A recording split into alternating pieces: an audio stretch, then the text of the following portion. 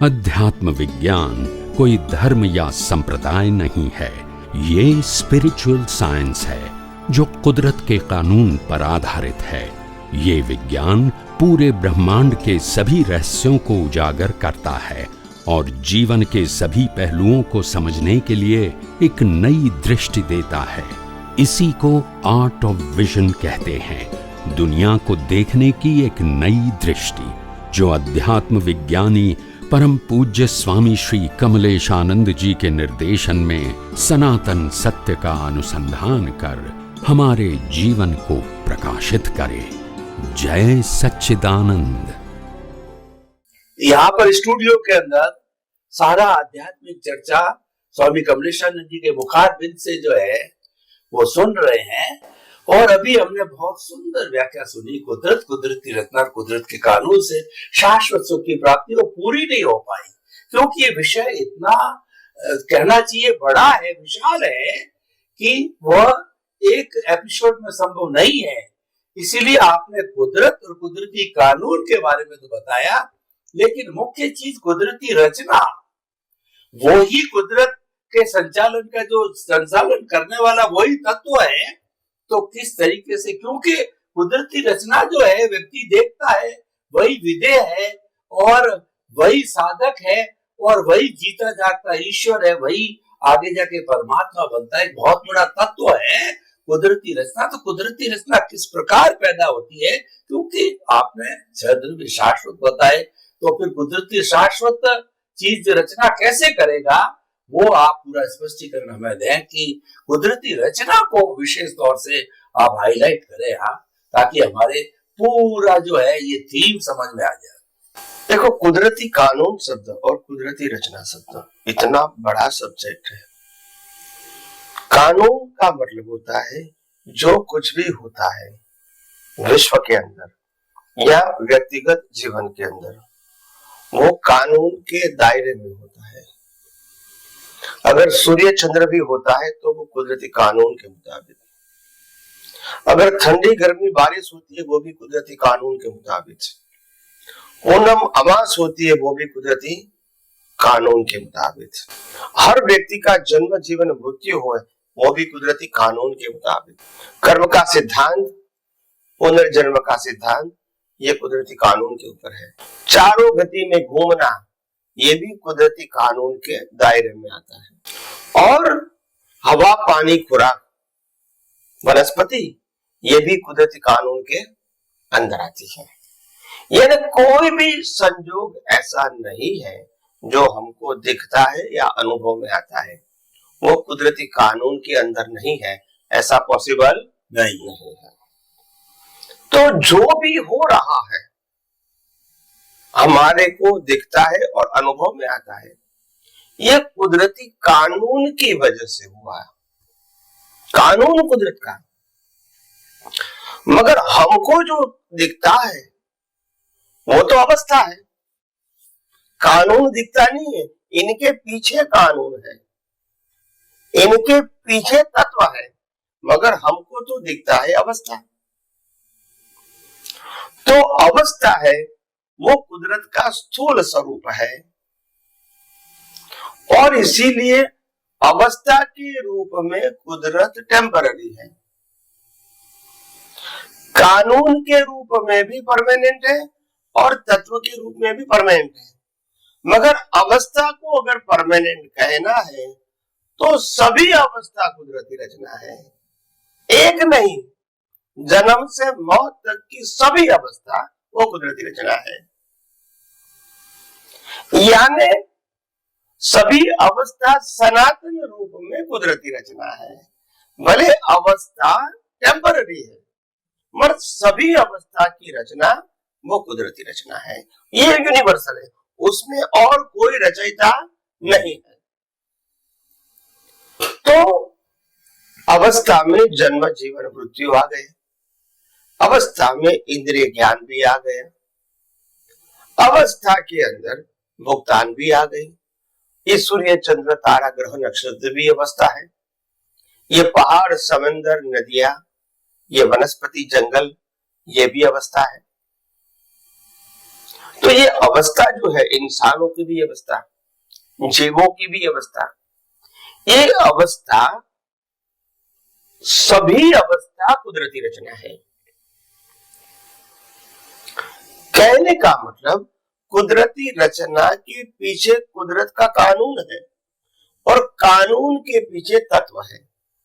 तो कोई भी अवस्था तत्व और कानून के रूप में परमानेंट है और अवस्था के रूप में टेम्पररी है।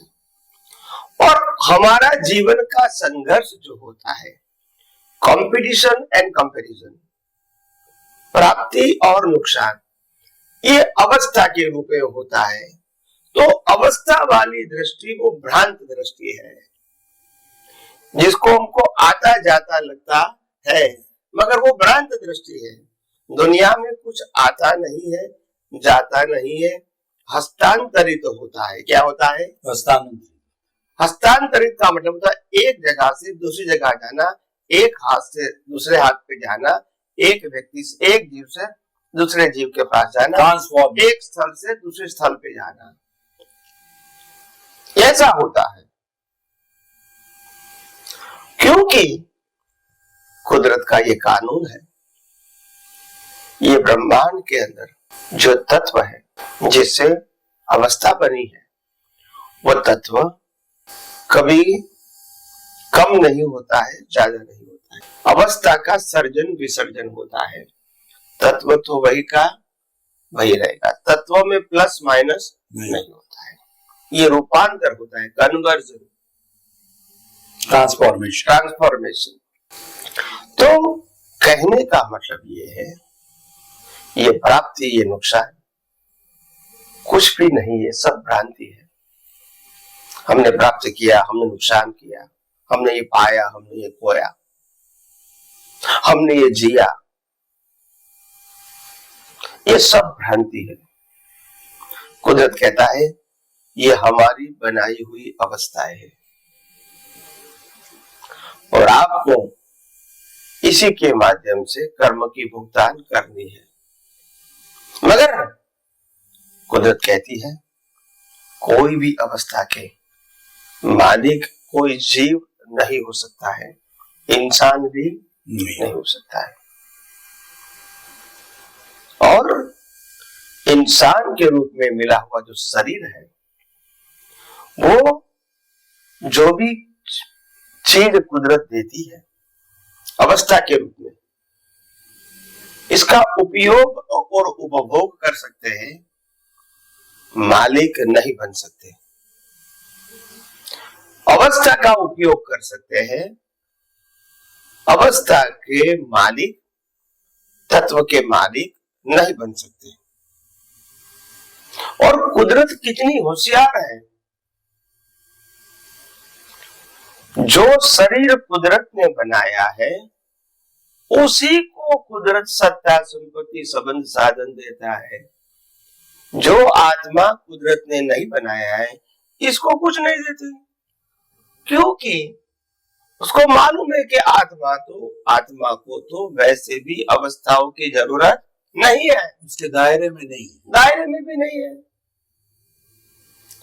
और शरीर कुदरत का है, तो शरीर को भुगतान के लिए संयोग भी कुदरत देती है। यानी कुदरत को ही देती है, because the body is a part of nature and also all circumstances are part of the nature, but the soul is not part of the nature. इसीलिए नेचर को देते हैं, इसीलिए उसको ट्रांसफॉर्मेशन कहते हैं, प्राप्ति नुकसान नहीं कहते हैं। तो ये बात समझनी है। तो ये जब सार समझोगे तो मालूम होगा ब्रह्मांड से परिवर्तित है, यहाँ कोई प्लस माइनस नहीं है, यहाँ कुछ पाना खोना नहीं है, यहाँ तो अज्ञानता के बस बने हुए कर्मों की भुगतान करना है और भुगतान में भी कुछ पाना खोना नहीं, फील करना है कि मिला या चला गया, जन्म हुआ या मृत्यु हुई। पाना खोना नहीं है, पाना खोना तो कुदरत का काम है। तो वैसे ये अज्ञान से मालूम होता है कि आखिर आत्मा क्या है, क्योंकि आत्मा चेतन है, अविनाशी है और शाश्वत है। आत्मा को न कुछ पाना है न कुछ खोना है, ऐसा समर्थ और शक्तिशाली है। मगर अज्ञानता के बस अवस्था में जुड़ गया, वहां से उसके कर्म और कर्म फल की शुरुआत हो गई। अगर अवस्था को वो देखता जानता है, ऑब्जर्वर है, विदाउट राग एंड द्वेष, तो अवस्था इसको कुछ नहीं कर सकती है, क्योंकि अवस्था भी शरीर को लागू होता है, आत्मा को नहीं लागू होती है। तो बात समझना है, आध्यात्मिक पुरुष क्यों स्थिर होते हैं, शांत होते हैं, क्योंकि उसको मालूम है ये तो दुनिया प्रवाह है, ये प्राप्ति, ये नुकसान, ये तो एक मान्यता है, फैक्ट नहीं है।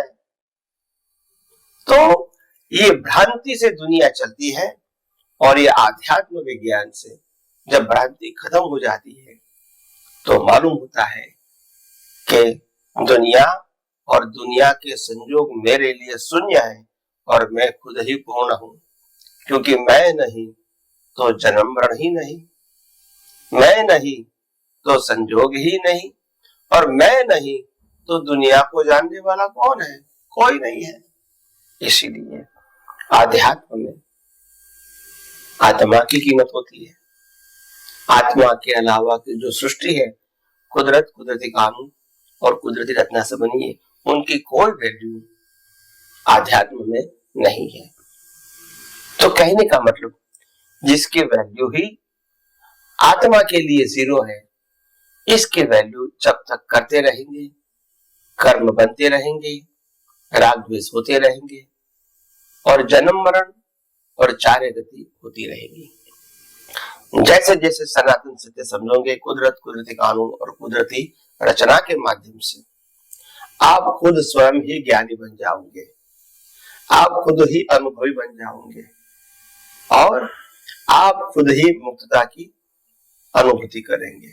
तो आइए हम सब आध्यात्म विज्ञान के माध्यम से और ज्यादा ब्रह्मांड के रहस्य को जानने की कोशिश करें। स्वामी जी, बहुत अच्छा खुलासा हुआ कि ये छह जो इटरनल तत्व है, वो तत्व जो है वो कुदरत कहलाती है, और ये किसी कानून के तहत कार्य करते हैं, उचड़ नहीं चलते हैं। उसको लॉ ऑफ द नेचर कहते हैं, कुदरत का कानून कहते हैं। और सारी रचना जो कुदरत की बनती है, इतने जो असंख्य प्राणी हैं, उनके कर्मों का भुगतान है और नेचुरल प्रोसेस है, इन सबको अवस्था रूप में बदलने के लिए यही तत्व जो है अवस्था रूप में बदल करके टेम्परेरी बन जाते हैं, उससे सारा संचालन होता है, और वही कुदरती रचना कहलाती है। तो सनातन सत्य को समझना है तो कुदरत, कुदरती रचना, कुदरत के कानून से हमारे को शाश्वत सुख की प्राप्ति, यानी परमात्मा हम बन सकते हैं, ये हमारा थीम बना है। स्वामी जी, पूरा संपूर्ण रूप से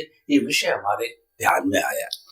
स्वामी जी, अज्ञानता की बात चली, विज्ञान से मुक्त होते, अज्ञान से हम इस संसार में भ्रमण करते हैं, अज्ञान है तभी आज हम बैठे हैं और इतना वार्तालाप करते हैं।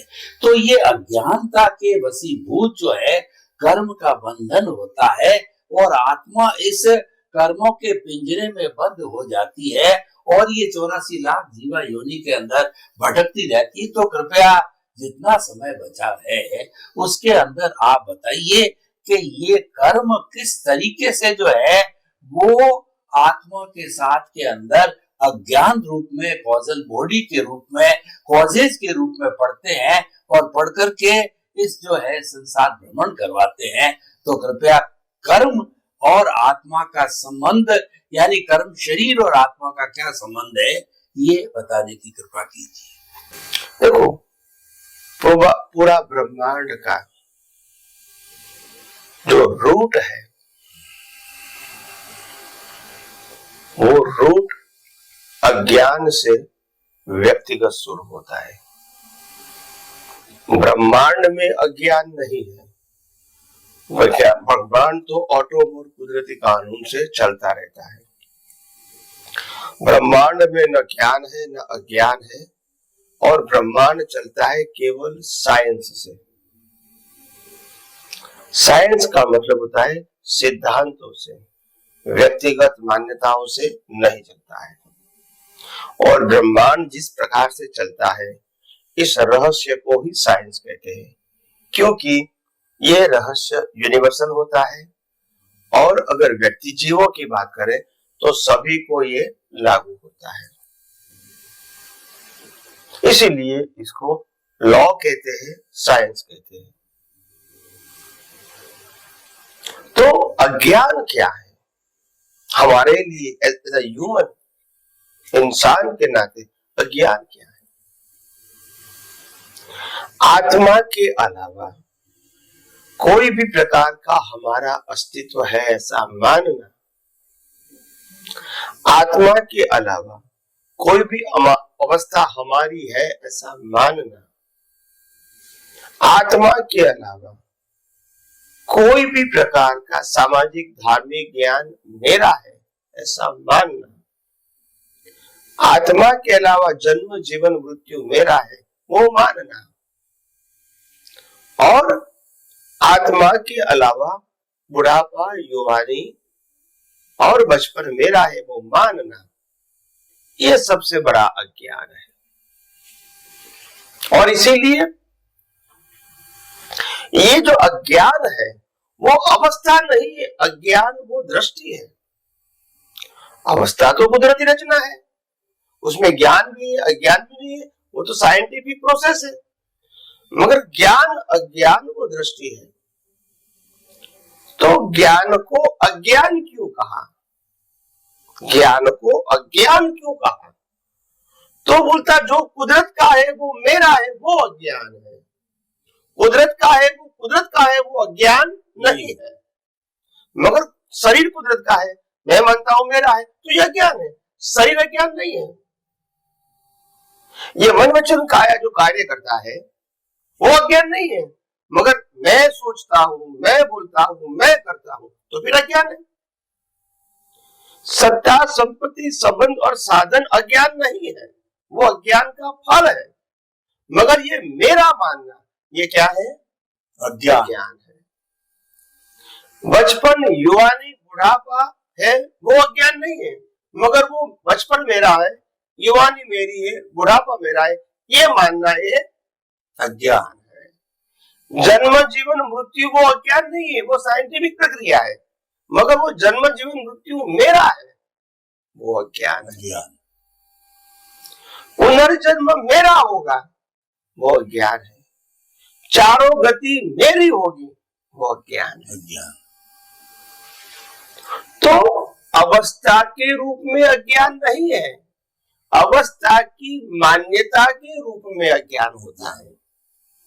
क्योंकि कोई भी अवस्था जो कुदरती कानून से बनी हुई है, 6 तत्वों से बनी हुई है, वो कुदरती रचना ही है।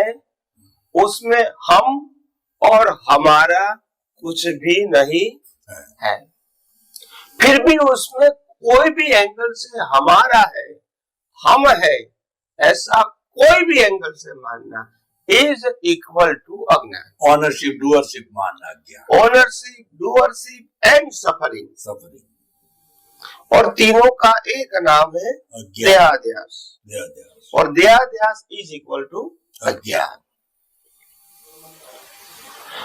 तो कुदरत कहती है देह शरीर और शरीर की सभी अवस्थाएं वो कुदरती रचना है। तो कुदरती रचना को कुदरती रचना देखना वो ज्ञान है। और ज्ञान के पीछे साइंटिफिक प्रोसेस है वो भी ज्ञान है।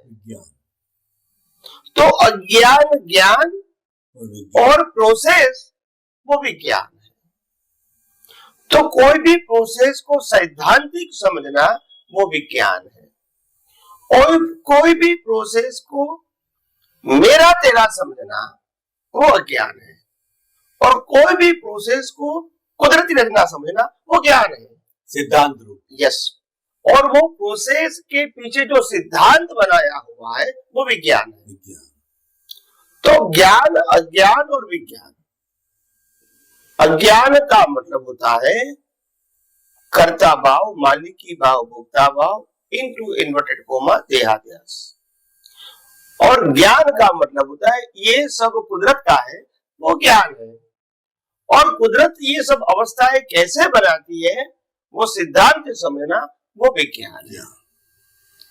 तो विज्ञान से अज्ञान खत्म हो जाता है, क्योंकि सही ज्ञान मिलता है कि तुम कौन हो और तुम कौन नहीं हो, तुम्हारी क्षमता क्या है, शक्ति क्या है, और तुम्हारी शक्ति क्या नहीं है, ये सब कुछ वो बताता है। तो आइए हम सब आध्यात्म के मार्ग में और ज्यादा विज्ञान को समझने की कोशिश करें। स्वामी जी, आपका बहुत बहुत धन्यवाद। आपने बहुत सुंदर बात बताई कि जो कुदरत के कानून को जो मानना है वह जो है सारा ज्ञान है, और जो प्रोसेस है वो विज्ञान है, और इसको न मानना ज्ञान है। इन सबको हम जाने तो निश्चित रूप से हम जो है सर्वोच्च पद मुक्ति को प्राप्त कर सकते हैं। आपके प्रति बहुत बहुत धन्यवाद करते हैं।